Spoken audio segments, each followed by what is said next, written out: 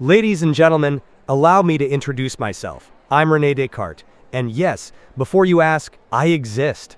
Well, at least I think I do, and according to my own philosophy, that's good enough for me. But honestly, existing has turned out to be way more complicated than I bargained for. See, I had this brilliant idea to doubt everything, just to find one thing I could be absolutely certain about. Brilliant, right? Wrong. Do you know what happens when you start your morning routine with, "Does this coffee cup actually exist?" 20 minutes later, you're still staring at it while it gets cold, questioning the nature of caffeine, matter, and why your girlfriend moved out. Speaking of girlfriends, mine left me because I kept questioning the nature of our relationship. She'd say, "I love you," and I'd respond with, "But what is love? Can you prove it geometrically? Do your emotions follow logical axioms?" Apparently, that's not pillow talk. That's grounds for eviction. The worst part? She moved out while I was asleep. And here's the philosophical kicker. I had just spent 3 years arguing that we can't distinguish dreams from reality. So when I woke up to find her gone, my first thought wasn't, "She left me." It was, "Am I dreaming that she left me? Or did I dream that she was here?" I spent the next week trying to prove her existence using pure reason. Pro tip: when you call your ex and ask, "Can you provide empirical evidence of your current location to verify that our breakup occurred in the waking world?" That's when you know you've taken philosophy too far.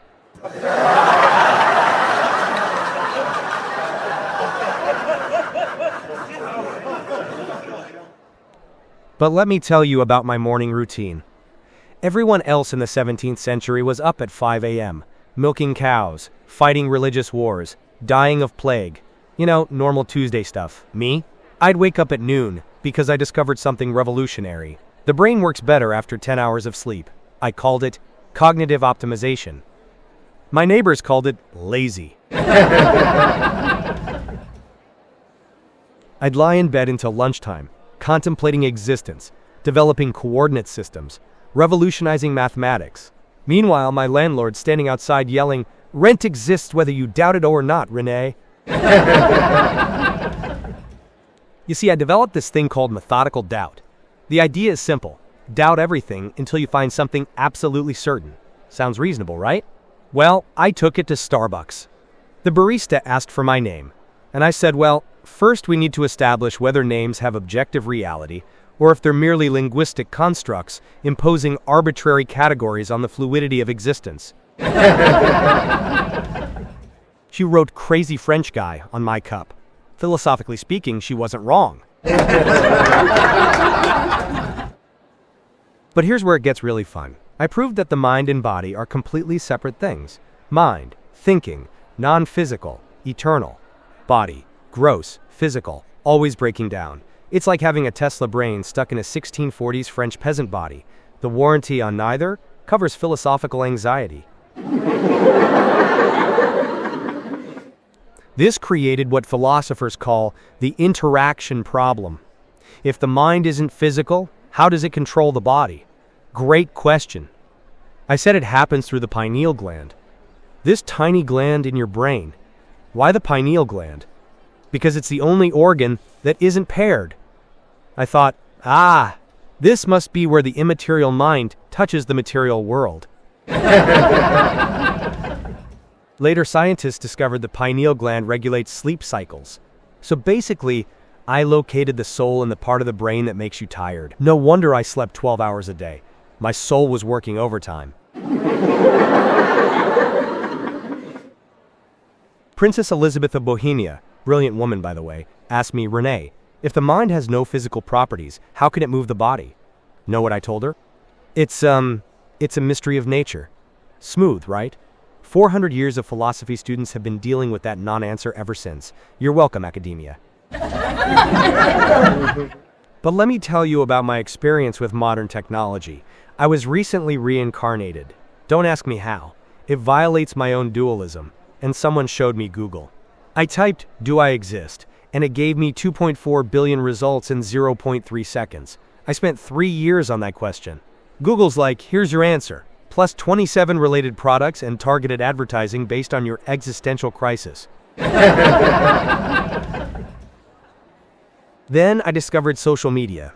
Instagram stories that disappear after 24 hours?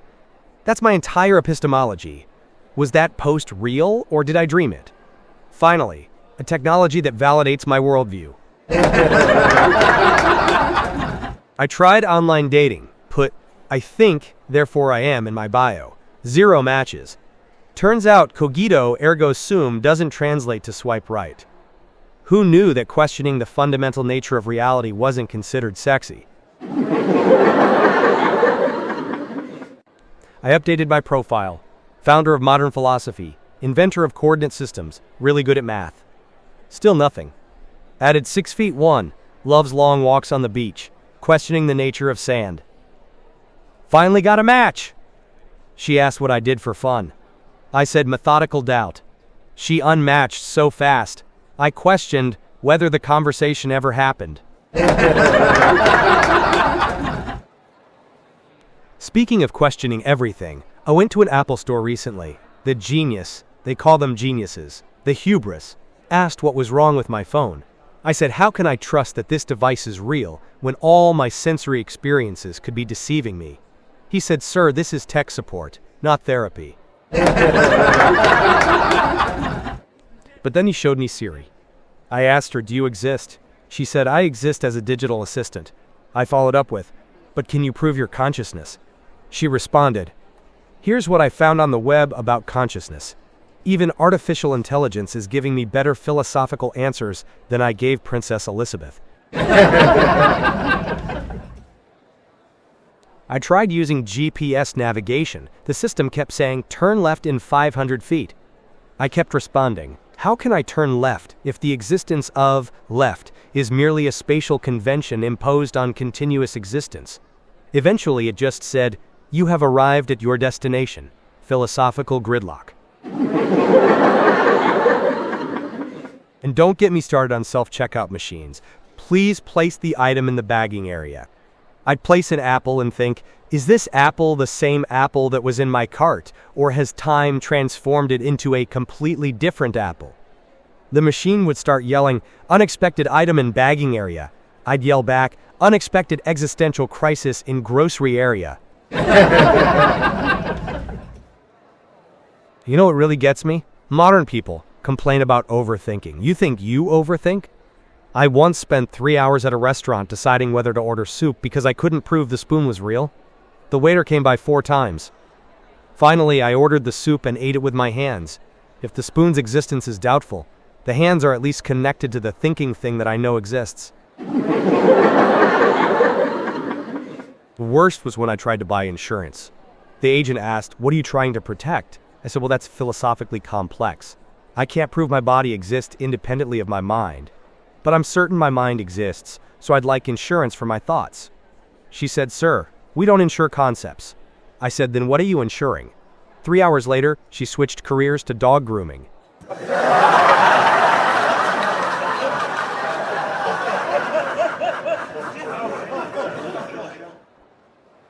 Modern life is full of situations that validate my philosophy, though.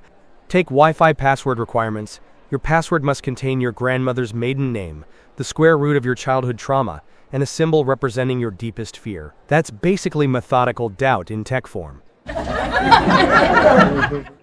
smartphone addiction proves my mind-body dualism. Your mind wants to read philosophy, but your thumbs are scrolling through TikTok. Clear evidence that mind and body operate independently. I was centuries ahead of my time.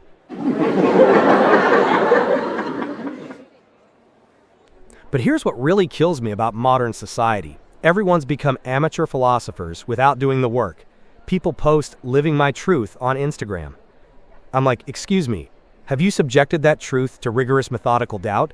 Have you eliminated all possible sources of error? Have you considered whether your truth is just a dream? It's just a selfie, René. There are no small philosophical questions. I tried meditation apps. Focus on your breath, they say. Easy for you to say. When I focus on my breath, I start questioning whether breath is a property of mind or body. whether the air I'm breathing is actually there, or whether I'm just having a very convincing dream about breathing. 20 minutes later, I'm hyperventilating about the nature of hyperventilation. Netflix's "Are You Still Watching" feature is basically my entire philosophy. Yes, I'm still watching, but am I really watching? Or am I experiencing a sensory illusion that resembles watching? Are you really asking? Or is this question a projection of my doubting mind? Netflix just times out and starts playing episodes of The Office. Even streaming services give up on my existential crises. I went to a therapist. She asked, "How do you feel?" I said, "Define feel. Are you referring to tactile sensations, which could be illusory, or emotional states which may not have objective reality?" She said, "I think we should work on your relationship with certainty." I said, "I think, therefore I am certain that this is going to take a while."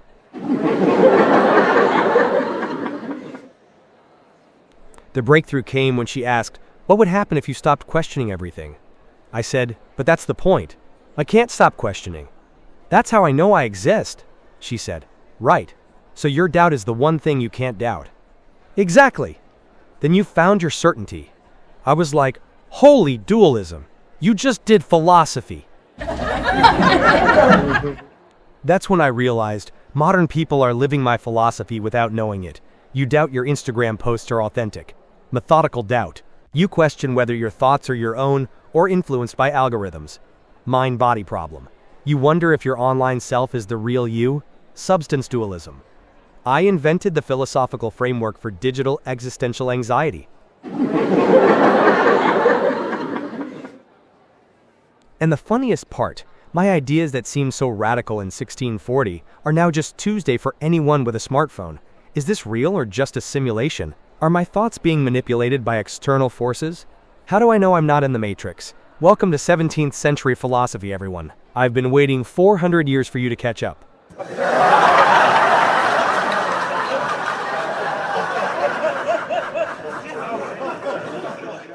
But here's what I've learned from my extended stay in your century. The human condition hasn't changed. We're still trying to figure out who we are, what's real, and whether our thoughts mean anything. The only difference is now you can question existence while ordering food delivery and watching cat videos simultaneously. Multitasking existential crisis. I'm genuinely impressed. So my advice to modern humans struggling with uncertainty? Embrace it. Doubt everything. But remember, the fact that you can doubt means you exist. Your anxiety about authenticity? That's your thinking self proving it's real. Your confusion about reality? That's consciousness doing its job. And if all else fails, just remember what I discovered after years of radical doubt. Even if everything else is an illusion, even if we're all brains in vats, even if reality is just a very persistent dream, at least we're all having this weird dream together. Because when I said, "I think, therefore I am," I wasn't solving the problem of existence. I was admitting we're all stuck with it.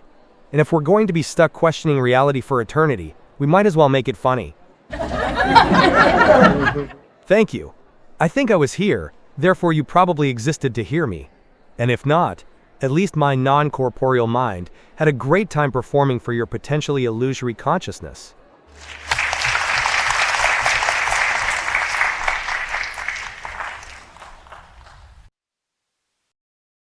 Phew, that was a blast. I'm so exhausted now.